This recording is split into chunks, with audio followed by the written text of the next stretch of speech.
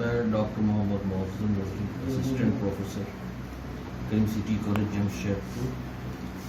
आज मैं capital gain के रिमेनिंग पार्ट जो आपका रह गया था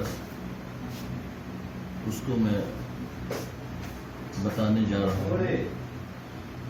बताने के पहले मैं ये बता दूं कि इसके पहले हम लोग देख चुके हैं meaning of capital gain, meaning of capital assets, types of capital gain, form of short term capital gain, form of long term capital gain, cost inflation indices and computation of capital gains from transfer of capital assets in manner prescribed. इसके अंदर हम लोगों ने देखा था किस तरीके से short term long term capital gain का कैलकुलेशन किया जाता है, किस तरीके से शॉर्ट टर्म और लॉन्ग टर्म कैपिटल गेन का कंप्यूटेशन होता है। इसके अलावा इसमें हम लोगों ने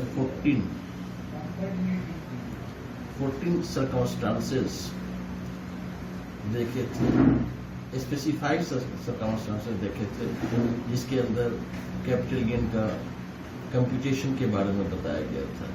आज आपको computation of capital gain in cases of depreciable assets and computation of capital gain in case of slump sale के बारे में बताने जा रहा हूँ।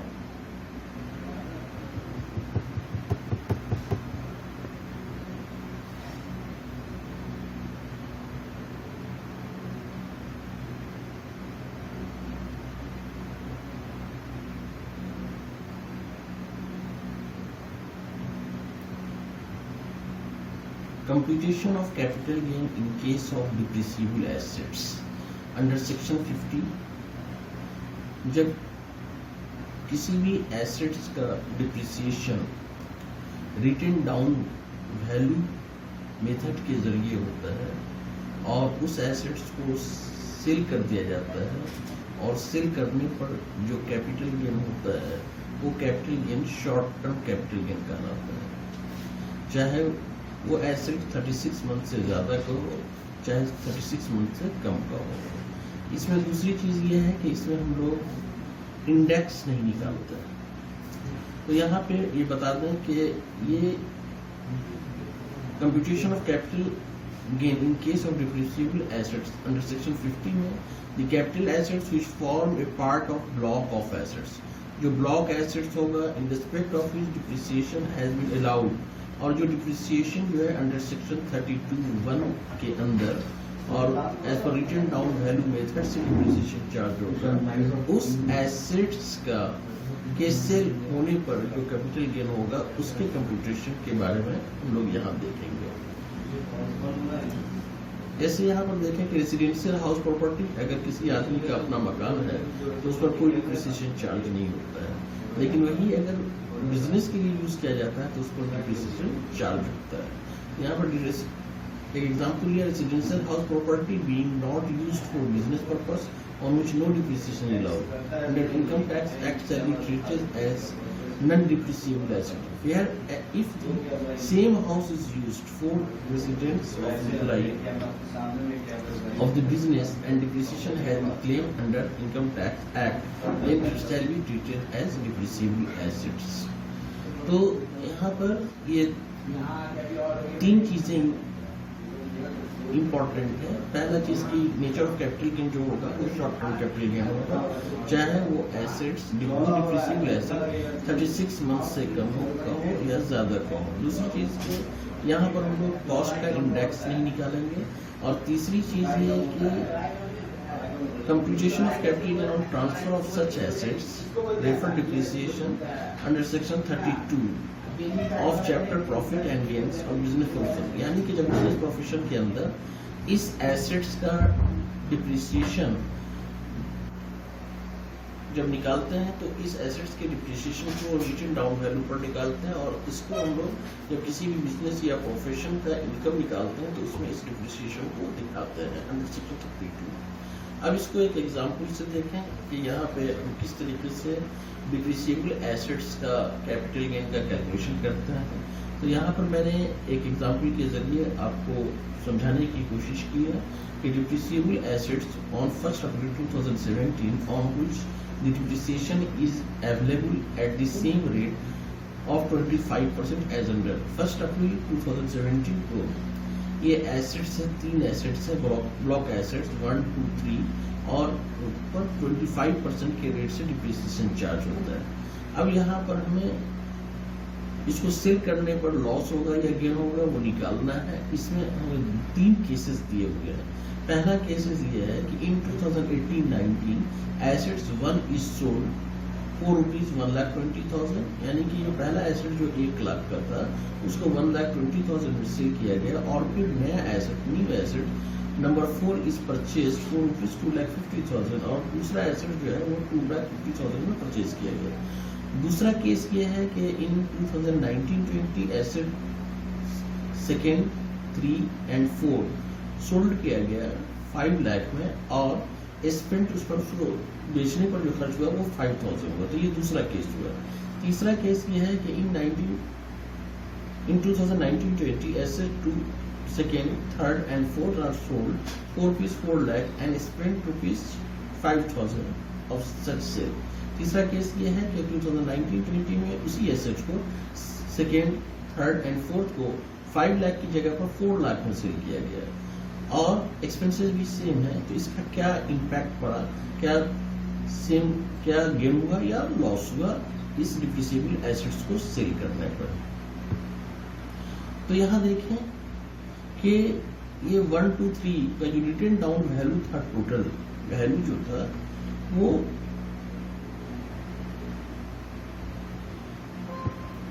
इसको देखें, ये टोटल 6 लाख था। 1 + 2 + 3 ये टोटल 6 लाख था। तो 6 लाख, अब इस पर डिप्रिसिएशन जो है 25% के हिसाब से वो 1,50,000 हुआ। रिटन डाउन वैल्यू 1 अप्रैल 2018 को ब्लॉक एसेट्स का मुझे 4,50,000 हुआ। और यहाँ पर फिर आपने देखा था कि 4 नंबर एसेट्स फिर परचेज किया गया था। तो ये जो भी एसेट्स परचेज किया, यहाँ पर सवाल में देखिए 2,50,000 का यहाँ पर ये 2,50,000 का ये परचेज किया गया। तब ये परचेज किया गया तो इसको हम लोग ऐड कर देंगे इसमें। तो इस तरीके से ये बैलेंस हो गया 7 लाख। अब यहाँ पर फिर सोल्ड किया गया, यहाँ देखिए, यहाँ सवाल में दिया हुआ है कि 1,50,000 में ये सेल किया गया। तो जो सेल किया गया उसको माइनस कर देंगे। तो माइनस करने का ये आ गया 5,80,000। तो ये 5,80,000 जो हो गया वो 2089 प्रीवियस ईयर का रिटन डाउन वैल्यू हो गया। अब इस पर फिर हम 25% डिप्रिसिएशन लेंगे। इसका 25% डिप्रिसिएशन कैलकुलेट करेंगे तो ये 1,45,000 होगा। अब नो कैपिटल लॉस और gain in the previous year 2089, यानी कि 2018-19 प्रीवियस ईयर में किसी तरह का कोई कैपिटल गेन और लॉस नहीं हुआ। अब यहाँ देखें रिटन डाउन वैल्यू फॉर 2019-20 ये आपका आ गया 4,35,000। अब इसमें है कि if asset 2nd, 3rd, 4th, ये 2nd, 3rd, 4th ये तीनों सेल कर दिया गया। कितने में सेल कर दिया गया? 5 लाख में। तो ये 5 लाख हमारा कंसिडरेशन हुआ और रिटर्न डाउन वैल्यू 4,35,000 है। तो इसको माइनस करने के बाद ये वैल्यू आया 65,000। अब 65,000 में ये सेलिंग एक्सपेंसेस मेरा 5,000 है। इस सवाल में दिखाया गया है, बताया गया है कि सेलिंग एक्सपेंसेस जो है ये 5,000 है।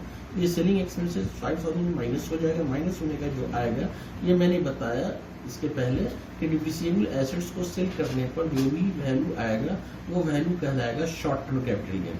तो 2020-21 असेसमेंट ईयर के लिए शॉर्ट टर्म कैपिटल गेन 60,000 होगा। अब इसी सवाल को देखिए, इसी सवाल नंबर 2 में यहाँ पर ये सेकंड केस ये बताया गया कि अगर 2019-20 में एसेट 2, 13, 14 और 4 लाख में अगर सेल किया गया, तो 4 लाख में सेल किया गया और एक्सपेंसेस सेम है, तो उसका क्या इम्पैक्ट पड़ेगा। तो अब यहाँ ये देखिए, short term capital gain for 2021 assessment year के लिए 60,000 हुआ। ये आपका value short term capital gain ये 1, 2, 3, 4 सोल्ड किया गया कितने में? 40,000 में। तो 40,000 में सेल करने पर 40,000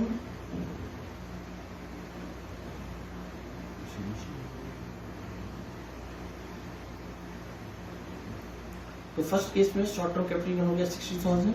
अब सेकंड केस को देखें कि सेकंड केस में ये जो कॉस्ट है ये कह रहा है कि सेल जो किया है वो 5 लाख में सेल नहीं किया है।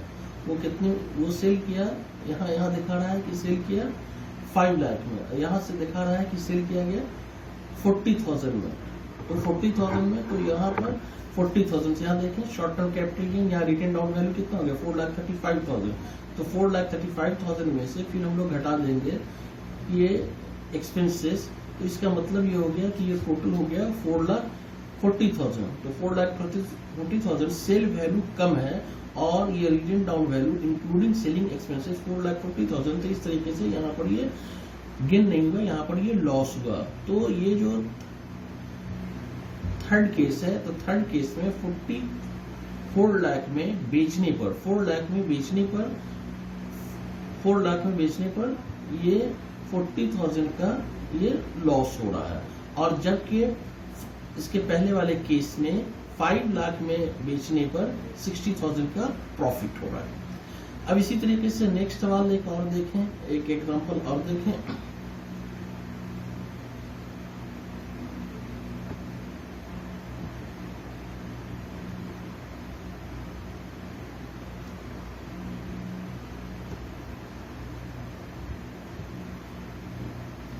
अब दूसरा एग्जांपल और देखें। Rohit install a new plant for ₹20 lakh on August 31, 2016. He received a grant from central government exclusively for buying the new plant amounting to ₹5 lakh. In September 2018, the plant was destroyed by fire. The SEC realized ₹2 lakh from the insurance company and 10,000 from scrap value. Calculate the depreciation up to the assessment year 2020-21 and profit and loss for this plant for the assessment year 2020-21, allowing the rate of depreciation 25%. सवाल ये कहता है कि रोहित ने एक plant 20 lakh का install किया गया, कब किया 31 अगस्त 2016 को, और वो ग्रांट रिसीव किया, उसको ग्रांट मिला गवर्नमेंट से कितने का, न्यू प्लांट लगाने के लिए, फॉर बाइंग न्यू प्लांट के लिए 5 लाख रुपया। तो इसने तो दो बार को एक तो हो गया 2016 में 20 लाख का उसने खरीदा, इंस्टॉल किया था, उसका तो 5 लाख उसको मिला सेंट्रल गवर्नमेंट से। कब मिला वो, इन 5 लाख। अब यहाँ पर कह रहा है 5 लाख मिला, अब कह रहा है इन सितंबर 2018 में प्लांट डिस्ट्रॉय हो गया, आग लग गया, और आग लगने की वजह से ये प्लांट डिस्ट्रॉय हो गया। डिस्ट्रॉय होने पर एसईसी को जो है वो इंश्योरेंस कंपनी से 2 लाख रुपीज मिला, और स्क्रैप वैल्यू से वो 10,000 मिला। अब यहाँ पर देखें टोटल कॉस्ट ऑफ प्लांट कितना था, यहाँ देखें कॉस्ट ऑफ प्लांट यहाँ 20 लाख था। इसमें से ग्रांट उसको मिला गवर्नमेंट से कितना 5 लाख। इसका मतलब इसका अपना कॉस्ट जो था 20 लाख का तो प्लांट इंस्टॉल किया, इसमें से 5 लाख गवर्नमेंट ने ग्रांट दिया, इसका अपना कॉस्ट जो था वो क्या था, वो 15 लाख था। तो ये इसका नेट कॉस्ट कहलाया है। ग्रांट को माइनस कर देंगे क्योंकि ग्रांट उसका अपना कॉस्ट नहीं है, ग्रांट जो है वो गवर्नमेंट की तरफ से मिला, तो 20 लाख में से ये ग्रांट भी शामिल है, इसलिए ये 5 लाख माइनस हो जाएगा, तो नेट कॉस्ट हो गया 15 लाख। अब इस 15 लाख में यहाँ देखें डिप्रिसिएशन 25% 2017-18 का, तो ये डिप्रिसिएशन 3,75,000 हुआ। इसको माइनस करने के बाद ये वैल्यू जो आया, ये आया रिटेन डाउन वैल्यू जो आया, ये आया 11,25,000। अब यहाँ पर फिर डिप्रिसिएशन 2018-19 के लिए ये 11,25,000 का 2,81,250 से जब कैलकुलेशन करेंगे इस पर, तो ये वैल्यू आएगा। अब यहाँ देखें रिटेन डाउन वैल्यू ऑन 1 अप्रैल 2018 ये आ गया 8,43,750। अब यहाँ इस पर फिर डिप्रिसिएशन निकालेंगे, तो ये डिप्रिसिएशन का वैल्यू, ये डिप्रिसिएशन और डिप्रिसिएशन माइनस करने के बाद ये रिटेन डाउन वैल्यू 1 अप्रैल 2018 को, यानी कि 11,25,000 में से 2,81,250 घटाएंगे तो ये फिगर आएगा। इस पर फिर डिप्रिसिएशन चार्ज हुआ 2019-20 में, तो ये फिगर आया 6,32,820। ये 8,43,750 पर 25% डिप्रिसिएशन ये चार्ज हुआ, 2,10,938 और डिप्रिसिएशन माइनस करने का ये वैल्यू आया 6,32,820, ये रिटन डाउन वैल्यू हो गया। अब यहाँ देखें amount receive from insurance company, insurance company से जो मिल रहा है वो 2 लाख रुपये मिल रहा है और स्क्रैप वैल्यू से ये 10,000 मिल रहा है। तो यहाँ पर 6 लाख जो रिटन डाउन वैल्यू है 6,32,812, इसमें से ये 2,10,000 माइनस हो जाएगा। माइनस होने के बाद तो ये फिगर आएगा, ये कहलाएगा, यहां देखें, यहां देखें ये रिटन डाउन वैल्यू ज्यादा है और इंश्योरेंस कंपनी और स्क्रैप वैल्यू से जो अमाउंट रियलाइज्ड हुआ वो कम है, 2,10,000 है। तो जाहिर सी बात है इसका जो डिफरेंस आएगा वो माइनस में आएगा, इसलिए वो लॉस कहलाएगा। इससे हम लोग कहेंगे loss deemed to be short term capital loss under section 52 for the assessment year 2020-21।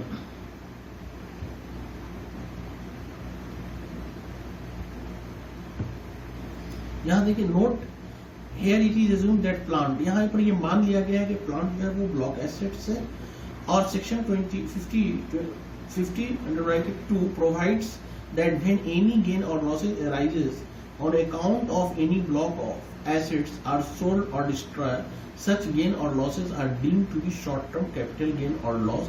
Hence, the loss has been deemed to be short-term capital gain, short-term capital loss under section 50.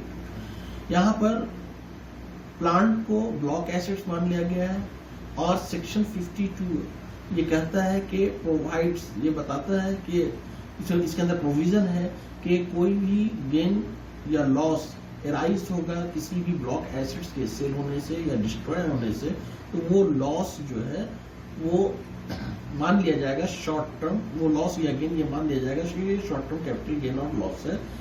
इसलिए ये under section 52 ये जो loss आया इस loss को हम लोग short term capital loss कहेंगे। अब यहाँ नेक्स्ट देखें स्लम सेल।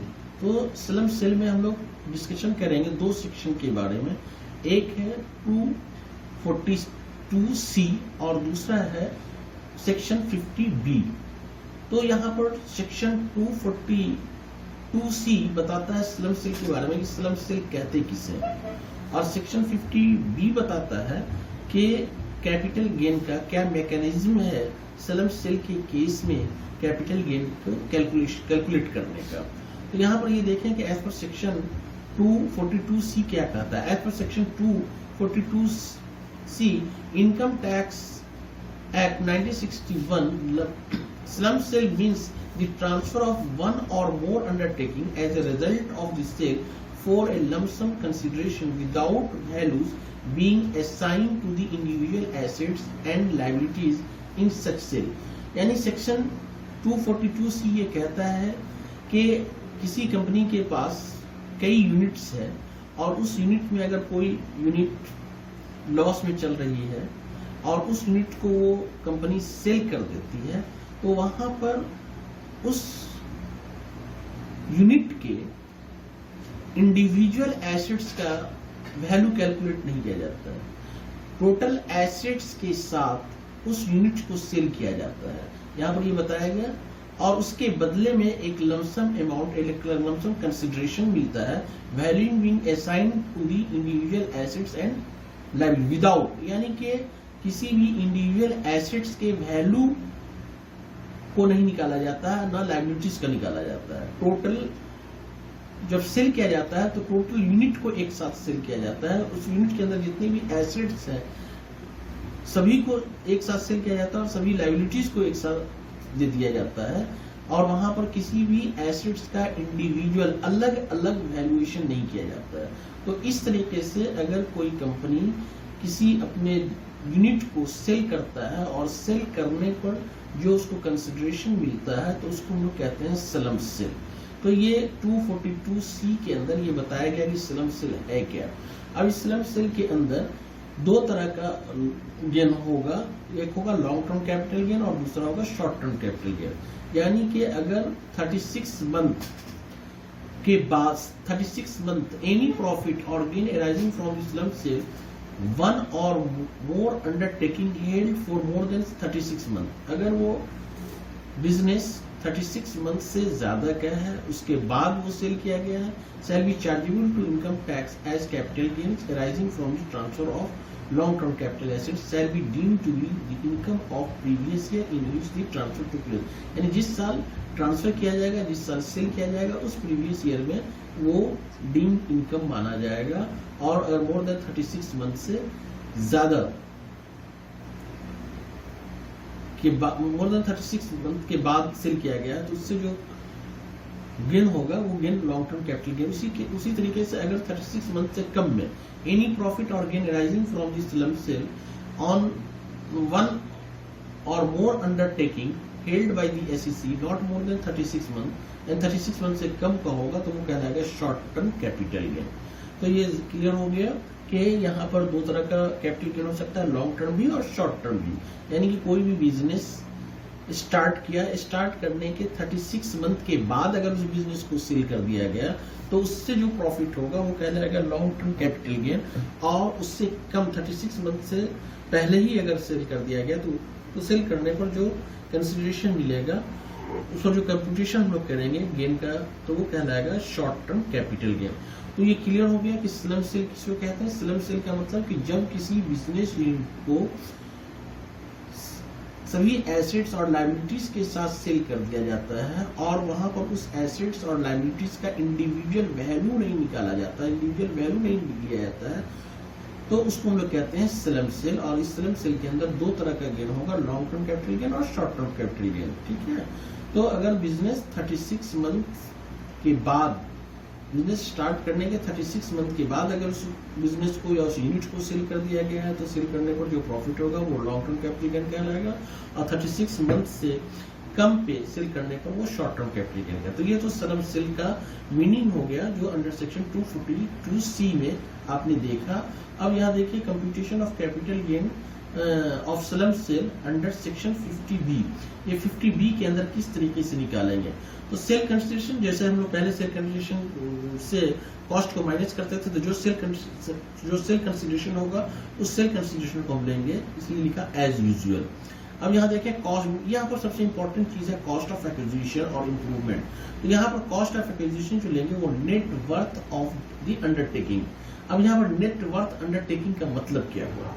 नेट वर्थ कहते हैं कि aggregate value of total assets of the undertaking जो होगा उसमें से माइनस कर देंगे value of liabilities of such undertaking as appearing in the books of account, तो वो कहलाएगा नेट वर्थ। अच्छा, यहाँ पर एक इंपॉर्टेंट चीज ये है कि हम लोग कॉस्ट का इंडेक्स नहीं निकालेंगे, इसलिए यहाँ पर मैंने लिख दिया इंडेक्स बेनिफिट नॉट अवेलेबल। तो इंडेक्स बेनिफिट यहाँ पर नहीं मिलेगा। तो क्लियर हो गया कि अंडर सेक्शन 50B में हम लोग को सेल कंसिडरेशन जैसे लेते हैं और भी कैपिटल गेन के निकालने में वैसे ही सेल कंसिडरेशन लेंगे। यहाँ पर कॉस्ट ऑफ एक्विजिशन का मतलब हो गया नेट वर्थ। नेट वर्थ कहते हैं aggregate value of total assets of the undertaking minus value of liabilities of such undertaking as appear in the books of account, जिसको हम लोग नेट वर्थ देंगे। तो ये क्लियर हो गया कि सेल कंसिडरेशन में से नेट वर्थ को माइनस कर देंगे और नेट वर्थ को माइनस करने के बाद जो आएगा वो हमारा कैपिटल गेन कहलाएगा।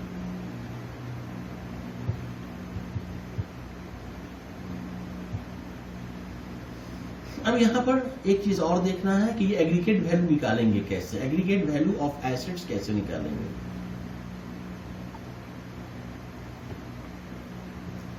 Aggregate value of total assets कैसे निकालेंगे, तो यहाँ पर तीन चीज को देखना है। यहाँ पर अगर वो एसेट डिप्रिसिएबल एसेट्स है तो हम लोग written down value of block assets लेंगे, ठीक है, अगर डिप्रिसिएबल एसेट्स है। दूसरी चीज की अगर capital asset in respect of which the whole of the expenditure has been allowed as a deduction under section 35AB, तो उस केस में उस एसेट्स का वैल्यू क्या हो जाएगा, नील हो जाएगा। तो ये दूसरा केस हुआ। तीसरा, अगर कोई भी अदर एसेट्स होगा इस दोनों को छोड़ करके तो उस केस में हम लोग book value of all such है तो उसका बुक वैल्यू लेंगे। तो ये क्लियर हो गया कि aggregate value of total assets में इस 3 पॉइंट को हम लोग ध्यान में रखेंगे। देखेंगे कि वो डिप्रिसिएबल एसेट्स तो नहीं है, वो capital assets in respect of which the whole of the expenditure has been allowed as deduction under section 35 AD के अंदर है, तो उस केस में वहां पर उसका वैल्यू क्या हो जाएगा, नील हो जाएगा। और अगर डिप्रिसिएबल एसेट्स है तो उसमें हम लोग written out value of block assets लेंगे, और दोनों को छोड़कर के बाकी किसी भी तरह का एसेट्स होगा तो उसमें हम लोग बुक वैल्यू लेंगे। तो एग्रीगेट वैल्यू निकालने के लिए, aggregate value of total assets निकालने के बाद इस 3 पॉइंट को हम लोग ध्यान में रखेंगे। अब यहाँ पर कैपिटल गेन कैसे निकालेंगे, तो capital gain sale consideration minus net worth of the undertaking, और net worth of the undertaking कैसे निकालेंगे इसके बारे में मैंने पिछले स्लाइड में बताया। ये देखिए नेट वर्थ बराबर aggregate value of total assets, और एग्रीगेट वैल्यू कैसे निकलेगा, ये देखिए एग्रीगेट वैल्यू इस तरीके से निकलेगा। डिप्रिसिएबल एसेट्स होगा तो written down value of block of assets लिखेंगे, capital assets in respect of which the whole of the expenditure has been allowed as deduction, तो उसका नेम में अंडर सेक्शन 35 AD तो उस केस में नील हो जाएगा, अदर एसेट्स के केस में बुक वैल्यू लेंगे। अब इसको यहाँ पर देखें कि ये इंपॉर्टेंट नोट यहाँ पर मैंने लिखा है, ये effect of revaluation. Effect of revaluation का मतलब क्या हो गया, if any change has been made in the value of assets on account of revaluation of assets etcetera then such change in value shall be ignored. अगर assets का revaluation होता है तो रिवैल्यूएशन को वहां पर अगर वो एसेट्स का इंक्रीज या डिक्रीज करता है तो वहां पर उसको हम लोग इग्नोर करेंगे, यानी रिवैल्यूड एसेट्स का नहीं होगा, रिवैल्यूड एसेट्स नहीं लेंगे।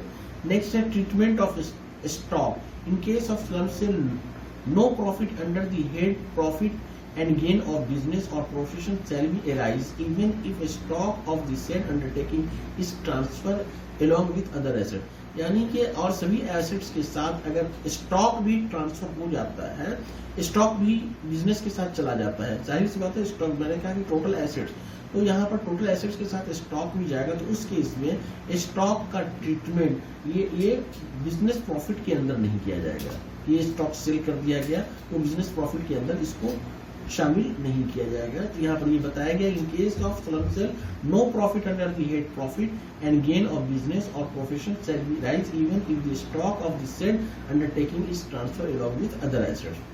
अब यहाँ पर कैरी फॉरवर्ड लॉसेस, यानी कि अगर कोई लॉस हुआ है तो उसको हम लोग आगे ले जा सकते हैं, रिकवर कर सकते हैं नेक्स्ट प्रॉफिट से। इसके बारे में बताया गया in case of lump sum, in case of slum sale, benefit of unabsorbed losses and depreciation of the undertaking transferred shall be available to the transferor। यानी कि ये जो है जो अनएब्जॉर्ब लॉस है या अनएब्जॉर्ब डिप्रिसिएशन है, ये ट्रांसफर, इसका बेनिफिट जो है undertaking transfer shall be available to the transfer, ये ट्रांसफर कंपनी को मिलेगा, ट्रांसफरी कंपनी को नहीं मिलेगा। तो अब इसको हम लोग एक एग्जाम्पल से देखें। यहाँ देखें मैंने एक एग्जाम्पल से आपको समझाने की कोशिश की है कि यहाँ देखिए ये एबीसी लिमिटेड है सेवरल अंडरटेकिंग कैरिंग और सेवरल बिजनेस, उसके पास कई बिजनेस है एबीसी लिमिटेड के बाद। During the year 2019-20 the company sold of its undertaking as it was continuously generating loss in last 5 years for lump sum value of rupees 300 lakh without assigning value to individual assets and liabilities. Book value of assets and liabilities of the undertaking as on the date of sale is as under। यहाँ पर मैंने example लिया है कि ABC limited के बाद कई several undertaking, उसका कई यूनिट्स हैं इस बिजनेस के, कैरिंग और सेवरल बिजनेस। ड्यूरिंग द 2019-20 में कंपनी सोल्ड वन ऑफ, उसके पास एक यूनिट जो कि लॉस में जा रहा है उसको उसने सेल कर दिया फॉर लमसम, उसके लिए 300 लाख से मिला without assigning value of individual, यानी उसने किसी भी एसेट्स का इंडिविजुअल, इसका कैरेक्टर्स, पहला कैरेक्टरिस्टिक है स्लम सेल का कि किसी भी एसेट्स का इंडिविजुअल वैल्यू नहीं होगा, किसी भी एसेट्स का लायबिलिटीज का इंडिविजुअल वैल्यू नहीं होगा, वो टोटल फर्म के साथ ही वो बिजनेस के साथ ही वो सेल होगा। तो यहाँ पर ये पहला कंडीशन है स्लम सेल का, तभी उसको हम स्लम सेल कहेंगे। तो यहाँ पर ये बताया कि एग्जाम्पल में वैसे ही बताया गया कि 3 लाख में without assigning value to individual assets and liabilities, book value of sundry assets and liabilities, ये बुक वैल्यू दिया हुआ है कि किस एसेट्स का क्या बुक वैल्यू है, क्या मार्केट वैल्यू है, ठीक है। यहाँ पर लैंड देखिए 50 लाख का है, बुक वैल्यू है, value for the purpose of stamp duty ये 70 लाख का है, यानी कि जब उसको सेल किया जाएगा तो उसके गवर्नमेंट का जो वैल्यू होगा वो 70 लाख होगा, और मार्केट वैल्यू जो है वो 100 लाख है। लेकिन हमको यहाँ पर लैंड का क्या लेना है, बुक वैल्यू लेना है। बुक वैल्यू इसलिए लेना है कि यहाँ पर लैंड जो है वो लैंड डिप्रिसिएबल एसेट्स नहीं है, ठीक है। मशीनरी देखें 70 लाख, और इसका रिटर्न वैल्यू क्या है 60 लाख, और मार्केट वैल्यू क्या है 100। तो यहाँ पर देखें मैंने आपको बताया कि जो डिप्रिसिएबल एसेट्स होगा उसका हम लोग रिटर्न डाउन वैल्यू लेंगे। तो यहाँ पर जब हम लोग नेट वर्थ निकालेंगे तो इस नेट वर्थ में जो एग्रीगेट वैल्यू जो निकालेंगे एसेट्स का, तो उसमें हम लोग मशीनरी का रिटर्न डाउन वैल्यू लेंगे। तो यहाँ रिटर्न डाउन वैल्यू जो है इसका 60 लाख है। तो हम लोग ना तो बुक वैल्यू लेंगे ना मार्केट वैल्यू लेंगे, पहले ही बता चुके हैं कि डिप्रिसिएबल एसेट्स के केस में हम लोग उसका रिटर्न डाउन वैल्यू लेंगे। तो यहाँ पर मशीनरी का जो रिटर्न डाउन वैल्यू वो 60 लाख है। इसी तरीके से फर्नीचर का देखें, फर्नीचर भी हमारा डिप्रिसिएबल एसेट्स है, तो इसका बुक वैल्यू दिया हुआ 50 लाख और रिटर्न डाउन वैल्यू दिया हुआ 90 लाख और मार्केट वैल्यू दिया 75 लाख। तो यहाँ पर इसका जो वैल्यू लेंगे फर्नीचर का वो हम लोग रिटर्न डाउन वैल्यू 90 लाख दिया हुआ वो लेंगे। स्टॉक हमारा डिप्रिसिएबल एसेट्स नहीं है, तो इसका जो बुक वैल्यू होगा वो लेंगे। बुक वैल्यू 30 लाख से तो 30 लाख लेंगे, डेटर्स का भी 30 लाख लेंगे, और यहाँ पर क्रेडिटर्स दिया हुआ 50 लाख, तो 50 लाख को माइनस कर देंगे। तो अब देखें नेक्स्ट स्लाइड में,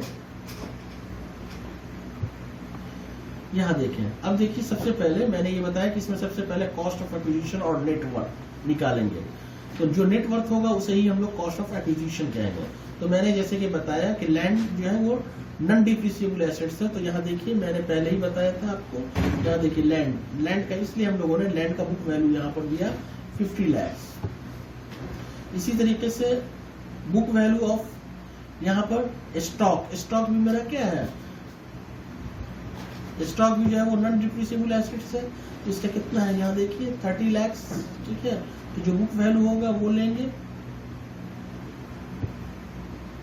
यहाँ बुक वैल्यू दिया गया। इस तरीके से फर्नीचर डिप्रिसिएबल एसेट्स है।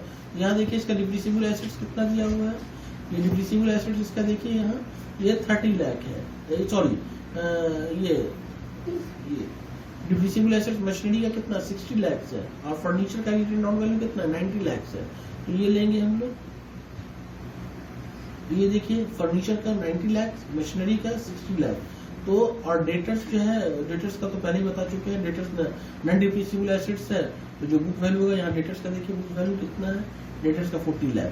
तो इस तरीके से ये एग्रीगेट वैल्यू ऑफ एसेट्स जो है, ये total value of assets aggregate का 270 लाख हुआ। और इसमें लायबिलिटीज जो दिया हुआ है सवाल में, ये देखिए सवाल में लायबिलिटीज क्रेडिटर्स 50 लाख है, तो ये 50 लाख मैंने माइनस कर दिया। तो अब ये नेट वर्थ आ गया। अब आपका सवाल बहुत आसान हो गया। यहाँ देखिए सेल कंसिडरेशन कितना था, आपने 300 लाख में सवाल में दिया हुआ है कि उसको जो बिजनेस को जो सेल किया गया, यहाँ देखिए ये 300 लाख में सेल किया गया। तो 300 लाख में जब सेल किया गया तो ये 300 लाख हो गया, और इसमें ये 5% ब्रोकरेज यानी कि दलाल को कमीशन दिया गया, तो ये हो गया 15 लाख। तो 300 लाख में से 50 लाख माइनस हो गया, तो ये नेट कंसिडरेशन हो गया 285। अब इसमें कुछ नहीं करना है।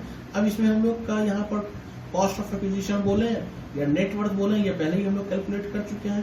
तो ये 220 आया। अब 220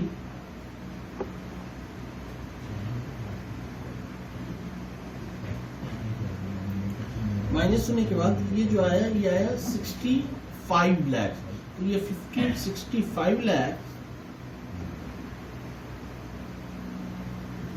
65 लाख, तो ये 65 लाख आपका ये लॉन्ग टर्म कैपिटल गेन हो गया, ठीक है। तो आज के वीडियो में मैंने आपको दो चीज बताया कैलकुलेशन करने के लिए, कैलकुलेशन ऑफ डिप्रिसिएबल एसेट्स का कैपिटल गेन कैसे निकालेंगे, और दूसरा स्लम सेल का कैसे निकालेंगे। अब नेक्स्ट क्लास में आपको हम बताएंगे, नेक्स्ट वीडियो में आपको बताएंगे कि कैपिटल गेन के अंदर क्या क्या एग्जेम्पशन दिया जाता है, ठीक है। और तो नेक्स्ट क्लास में हम लोग एग्जेम्पशन को देखेंगे आज, ठीक है। आज हम लोगों ने देखा डिप्रिसिएबल एसेट्स का कैपिटल गेन कैसे निकालेंगे और स्लम सेल का कैपिटल गेन कैसे निकालेंगे। Thank you.